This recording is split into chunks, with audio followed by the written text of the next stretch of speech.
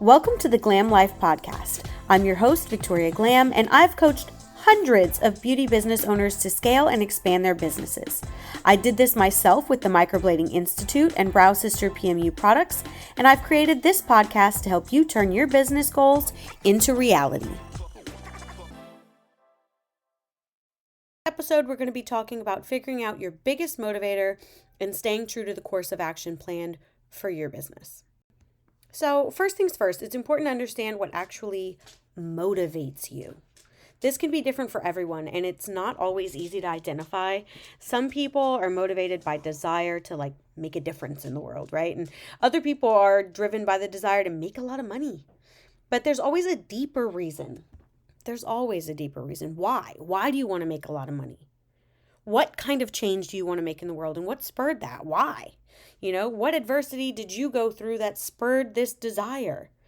Some people are motivated by that desire, right? Some people are motivated by the thrill of competition. They want to win. Others are motivated by a sense of accomplishment that comes from meeting their goals. So those are actually two different people, because the one who wants to win, that's the one who's never going to be satiated, and they're going to burn out. And the one who's motivated by this sense of accomplishment, I just want to check off my goal, they're going to exit the race at some point because they'll feel like they got their trophy. Oh, I bought my commercial property. I'm done. That's it. Why keep growing? No matter what your motivator is or your end goals, it's important to understand what they are and use them as a driving force for your business to keep you going on, because when you know what motivates you, you'll be able to set goals that actually align with your values and with the interest of your business, and you're likely to stay motivated and stay focused on your business. I mentioned this in my previous podcast where I was talking about the shiny stuff. I was saying, I like the shiny stuff. That's nice.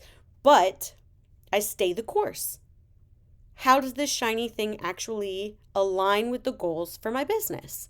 And if it doesn't, or if it does, but only indirectly, the answer is no, because I stay the course. I stay true to the values and the goals that I've set for my business. But how do you figure out what that big motivator is?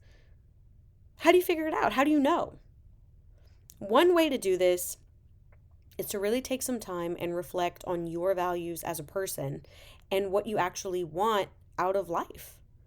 What are the things that are most important to you? What are your long-term goals? A lot of times people try and heal themselves through their business.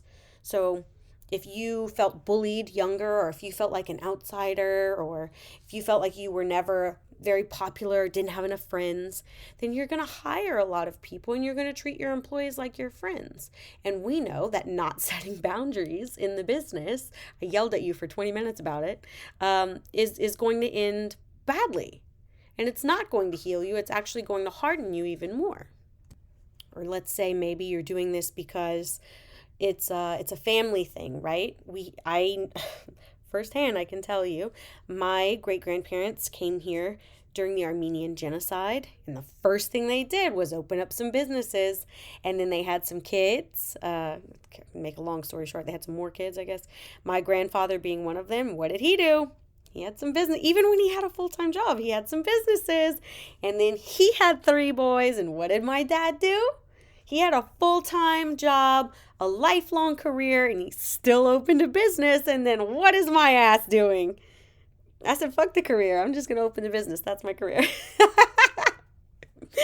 So maybe it's something that's deeply ingrained in you, and it's a sense of duty. Maybe. Or maybe it's one of those things where, growing up as a little kid, you had this specific vision for what life should look like. I know personally, I don't want to get too therapized in this podcast today, but personally for me, I always assumed that I was going to grow up and I was going to get married and probably live in a bigger city. And my husband and I would have a dedicated babysitter, and we would still have a social life because my parents didn't have one. And I really wanted it. And I felt like our lives it felt like a dead end to me. It felt so boring, so monotonous. It felt like we're just waiting to die. Like, that's so morbid for a small child to be thinking, but that's how it felt. The room felt stuffy. It didn't feel like there was a whole lot of life or energy or fulfillment, and there were no outside sources with my family of origin. So I wanted, when I grew up, to have that social life. And a social life for me and my husband. It was very important to me that we didn't lead two different lives and then end up in the same bed at night, right? Like, it was going to be our social life. And we were going to have someone to help us with the kids because I assumed I would have kids. And by the way, I assumed they would be girls because I only had girl cousins and I had a sister and my mom had a sister and I was only raised around women. So I never even considered the possibility that I would only have sons, which is what I have. Let me tell you, when the doctor said, "I'm so sorry, congratulations, it's a boy," I didn't know what to do. I did not know what to do. I was like, damn, who am I going to pass this business to? I bought a urinal and I called it a day. I didn't know what to do. There will not be, joint nail appointments. I'm never going to teach them how to apply their makeup. Like, what a waste my business is. Not at all, of course, because it serves the long term anyway. By the way, you do not have to have millions of dollars to set up trust funds for your children. With compound interest, they become millions of dollars. And that's exactly what I've done. So my business is not for nothing. My business serves the greater purpose of my family, just as I had planned. It just looks a little different. So I think once you have a clear understanding of what matters most to you, what that big picture vision is, then you'll be able to use that information to set goals that align with your values. And those are your motivators. So ensuring that my kids have something to inherit from me, just as my father and his father and his father before him all set up their own businesses to support the family. I want to do that, but I want to take it a step further. They don't even have to run it.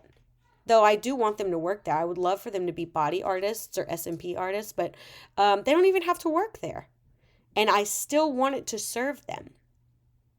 And a lot of times we can set up something that serves the family through the business, like our mid-year financials meeting.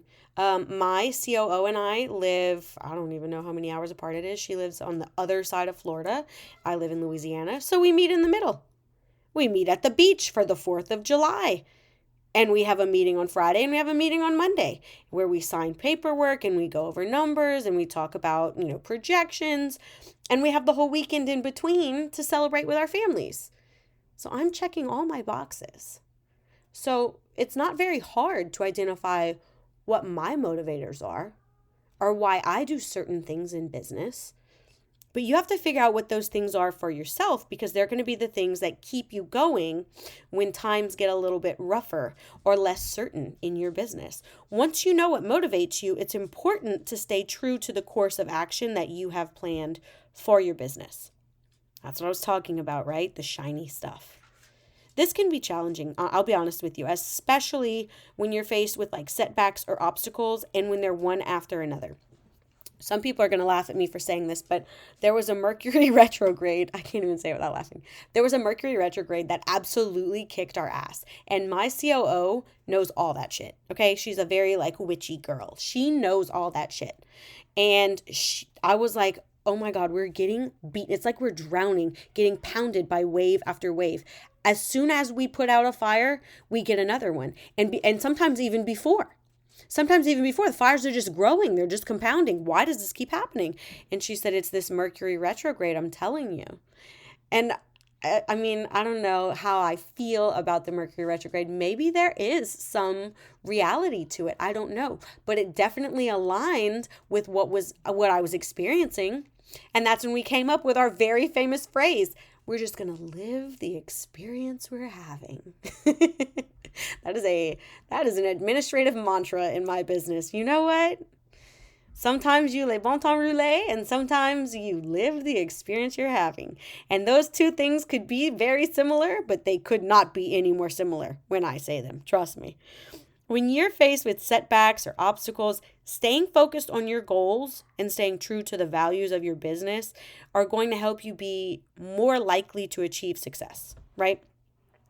If you have like that, you know what? When I was a birth coach, we would talk about different pain management techniques. And one of them, very famous, everyone kind of knows this about Lamaze, let's say, is to focus on one specific thing and don't break eye contact with it while you only focus on your breathing.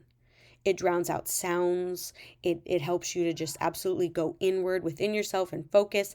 And I feel like that's what we're talking about when we say ignore the shiny stuff. Focus on the business, the end goal. Focus on that end goal. If your end goal is a 500K year, focus on 500K and don't look at anything else. And just do the breath work. Just go inward. Just think to yourself, okay, I know because I broke this down in reverse order. 500,000 a year is X amount a month, is X amount a week. And I can do that by selling this thing this many times per week. 3 sales a week. I can do this. I can do this. I'm doing this.